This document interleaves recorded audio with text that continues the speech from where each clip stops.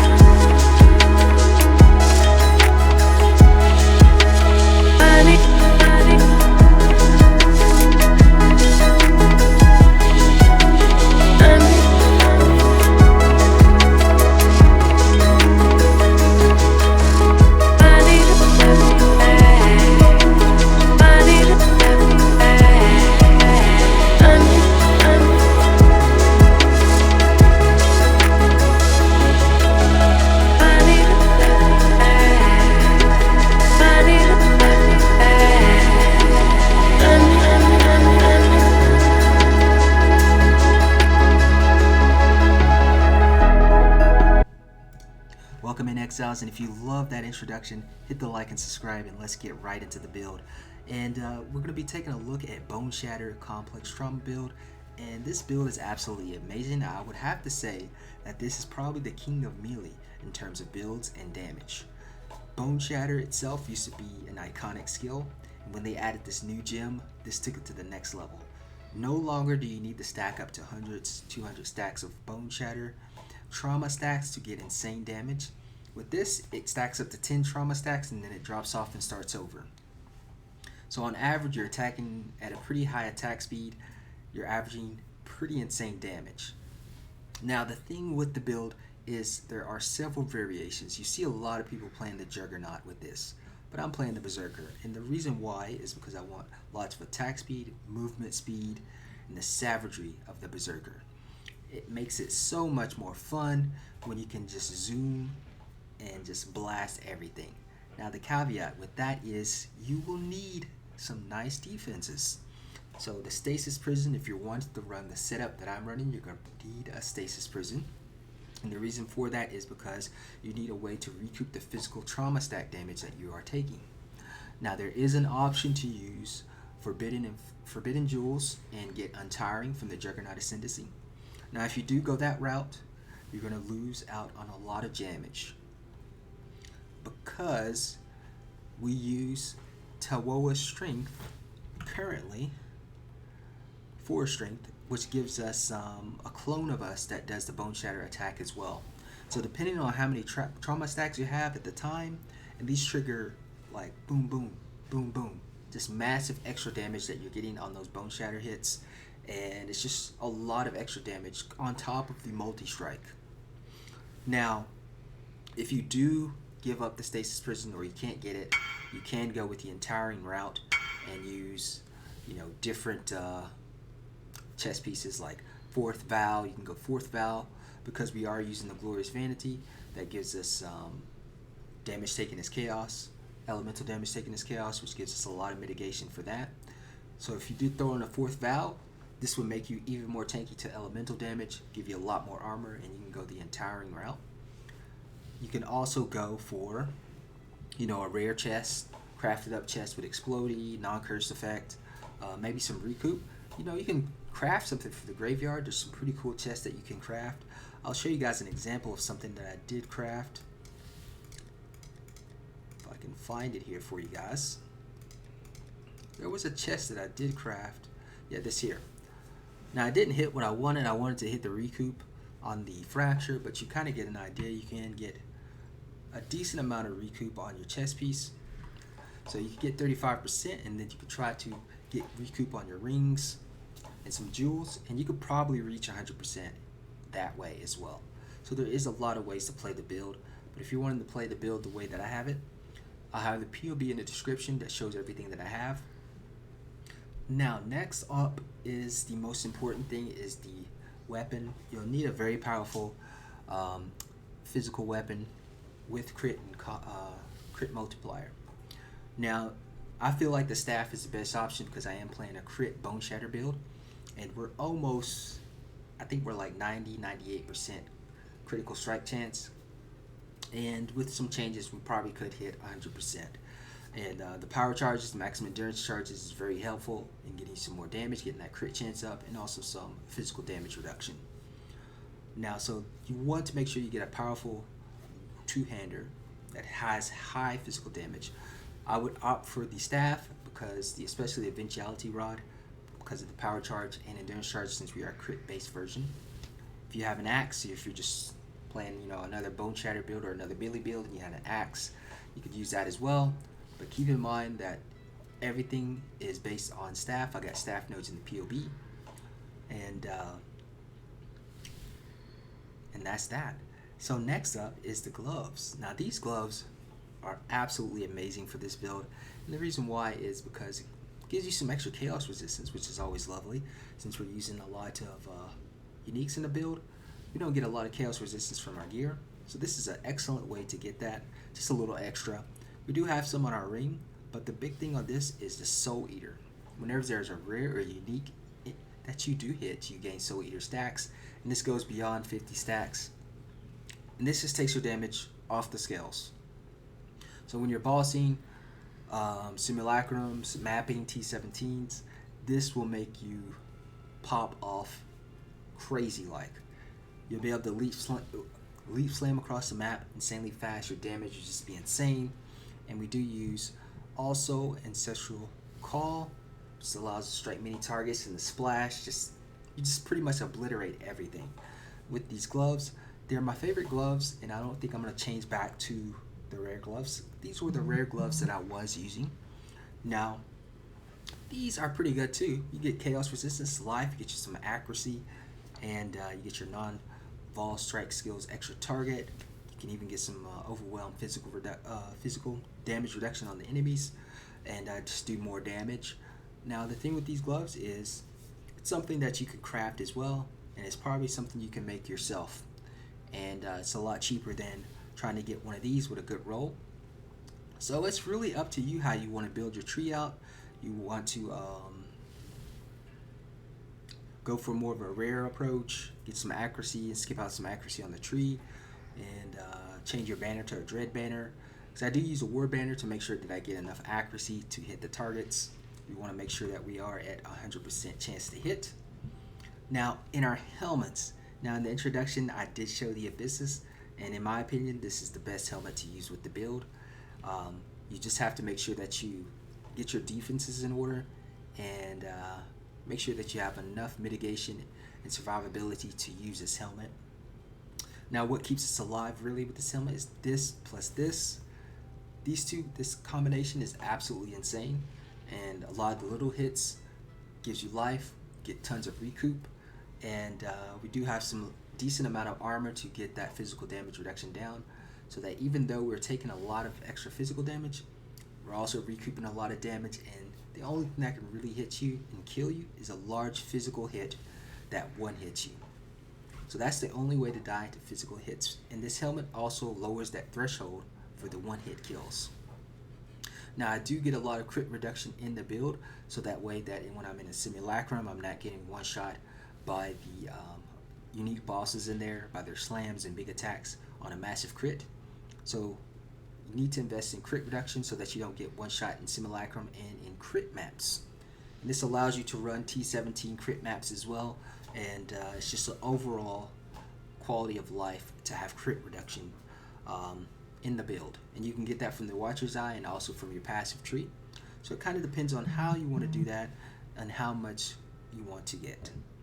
Now if you don't want to opt for the Abysses, you want to play entirely safe, this will shave off a ton of damage, but you can use this a helm kind of like this, get you some extra mana reservation that'll free you up to use a different anoint. You don't have to use charisma, or you don't have to use reservation nodes on the tree, and you can get some additional physical damage taken off as elemental, and you can also get some more recoup, life, and life regeneration. So a nice rare helmet works as well. You don't have to have these two. You can use these and be entirely more safe. The only downside is that it'd be a lot less damage, and in my opinion less damage is less fun. I like lots of damage, and as much as I can handle without getting killed and dying and flopping over every pack of mobs. So we have made the build pretty sustainable with the risk versus reward in terms of using the Abysses and the Soul Ascension. Now for our boots, we do use a nice crafted boots with Tailwind and Elusive. You get some Onslaught, you got some avoidance of poison and bleed, and if you use tattoos you can get complete avoidance of poison and bleed as well. Now I would recommend to get these boots mainly because they're excellent quality of life. You use a few tattoos, you can no longer be bled, you can no longer be poisoned. That takes some of the degen off the menu. And of course the Tailwind and Elusive, you get some action speed, which is more attack speed. You get some more movement speed, and it just is insane boots to have. And you can easily craft this using graveyard crafts as well. And this league, a lot of gear like this is very accessible and easy to make, and you can buy it as well off the trade. For our rings, we do use cogwork rings, and I crafted these myself with some essence rolls, and I use the chaos roll in the Horde craft station to craft this. It's not the best, but I kind of settle with it until I can get some more juice. I I just recently made some sales, so I'm probably going to craft this again because I want to get recoup into all elemental resistances. That would be nice. And I don't really need the intelligence, but I do like the life. Maybe some add to physical attacks. But otherwise, Cogworks is the entry level, I would say. And then, you have your normal rare rings. But come on, these are really cheap. You can get these for 1.5 to 2 divs. And essences are insanely cheap, so just get this and craft it up yourself. The next step up will, of course, be Halicial rings, because you get a lot more of the suffix effect on those. And you would want to essentially craft crit multiplier on both of these. Maybe get some chaos resistance into all elemental resistance on both, along with some recoup. That would be the best rolls, but that's really hard to hit. And as I get more currency, make some more sales, I'm going to be aiming to get those upgrades. Next up, I believe, is the Mage Blood. Now, if you want to run this version of the build, you're definitely going to need a Mage Blood. The Mage Blood gives us tons of resistance, armor, and critical strike chance. Without the Mage Blood, you could opt for an Arn's Anguish, but you would have to redo a lot of your gear, and in my opinion, it just wouldn't be as fun. You'd be slower, you wouldn't have as much crit chance and damage, and you would have to invest more into resistances on your gear, and that's just not fun. So if you don't have a Mage Blood, you could opt for an Arn's Anguish. If you're going to do that, probably should just play the Juggernaut build, and you can probably find those on PoE Ninja and go for the Arn's Anguish Juggernaut style Bone Shatter. Use a 4th Vow, things like that. This is more of a high-end, like ultimate in-game build that's really fast, fun, and easy to play, and that can do all content.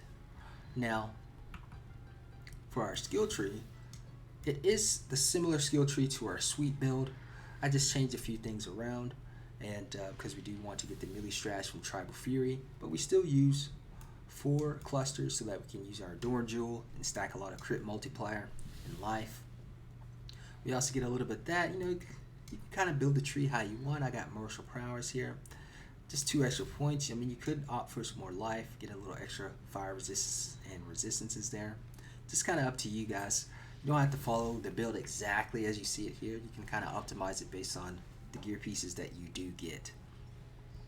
And essentially, this is our skill tree. Now, there is an option here. You could use a Parandus Pact with physical damage, and this would be better if you opted to go this route. That would be almost 80% or more physical damage you can get at it.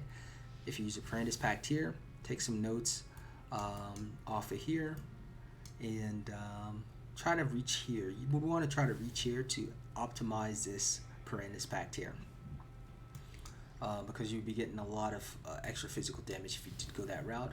And of course, we do use Divine Flesh. All damage bypasses Energy Shield, but we get 50% of the elemental damage taken as chaos. This is how we get super tanky to all the elemental damage that we take, and this is how pretty much you survive, because a lot of the damage in T17 Simulacrums that does kill you is Fizz, is elemental, and all this elemental craziness. When you use this and you stack your armor up and your chaos resistance, you just become really tanky. And in this build, I haven't had much trouble with the build in terms of tankiness. Now, if you want to add an additional layer of tankiness, you could also use Nature's Patience, which would double your damage, and also allow you to take less physical and elemental damage. And this is less damage taken as, so this is actually really nice. The only downside is the Grasping Vines slow you down insanely slow, and of course you just have to focus on leaf slamming everywhere that you go. So this is really good to use if you're in Simulacrum and you just want to sit there and just swing away and not worry about anything. Use Nature's Patience, and this is pretty much what I've been doing because I've been playing Simulacrum a whole lot today. So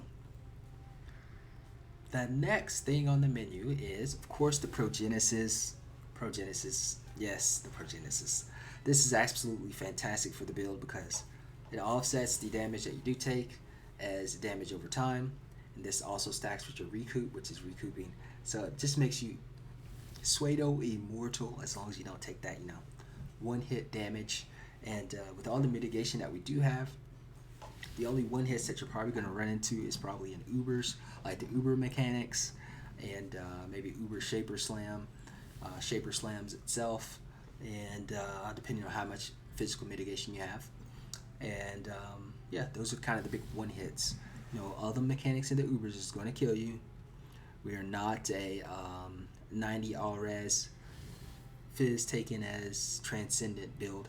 So when you do Ubers, like if you don't dodge the ball phase, those will kill you in like 2 to 3 hits. And Uber Eater, you do have to move around and dodge different effects outside of the tentacles, which are physical. Usually doesn't kill me, but yeah, you do have to do the mechanics on this build. You're not a super transcendent tank armor stacker. But on that note, you can do the content. You do have the damage to do the content. Even if you die, just come back in and use your portals and just finish the boss off. The other thing we can use is the Lion's Roar. Now this is just kind of a meme, I would say. I like the Progenesis way more, but if you just want a meme and get some more melee damage, because this is more melee physical damage, it's not just 10% physical damage, it's more. So this gives you an insane amount of damage, but you do lose out on the Progenesis. You could also try to fit it in using, taking one of your flask off, but I would say this is just more for memeing, for fun, to see how much damage you can get. And I think that covers everything here, guys, in the build guide. Now the fun thing about this build archetype itself is it's easily interchangeable with other skills. You can use any physical melee skill, sweep.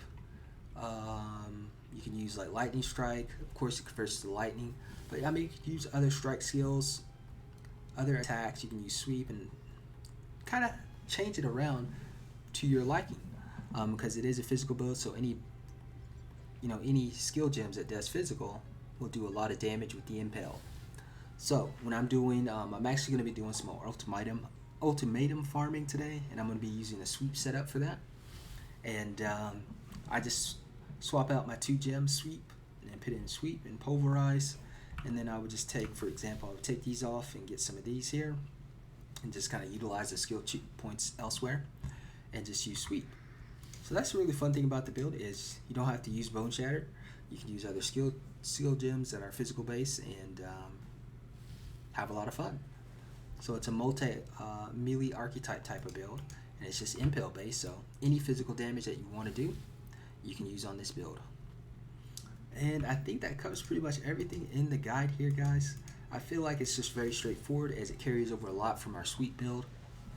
And there was just a few changes that we did make with our gearing to make this viable for Bone Shatter. And yeah, this is a really fun build to grind out your achievements and just farm and have fun. Ubers, simulacrums, everything you can do. Really fun and easy to do. And I would say the only con is you have to do mechanics and Ubers, and yeah, it's not like a super transcendent tank, but it's a really fun build. And I think you guys will enjoy this one. If you're looking for a melee build, after you got to level 100 using sweep build, and you're ready to start moving into in-game farming, doing more damage, this is it for you. And next up on the plate, I think I'm going to be looking at some Stasis prison builds. I was thinking about trying to make a cast when stun Stasis prison build. We did an apostate one, and we did a Scholar of Flames one. What about the Stasis prison? Now I've been wanting to try this body armor for quite some time and make some builds with it, so I finally got one, and we're going to try it out, see what we can do with it. You don't see a lot of people building or playing with the Stasis prison, and I think it's a really cool chess piece. You get some recoup, and yeah, there's a lot of things you can try with it. So that's that, and yeah, remember to hit the like and subscribe, guys, if you like this content, and just make sure you don't miss out on any future notifications and builds. You want to be able to see this stuff firsthand and sit back and enjoy the cinematography. I'm trying to get more into the editing and movie-like feel of Path of Exile, and make it enjoyable for you guys to view. So until next time, guys, peace out. He lies still.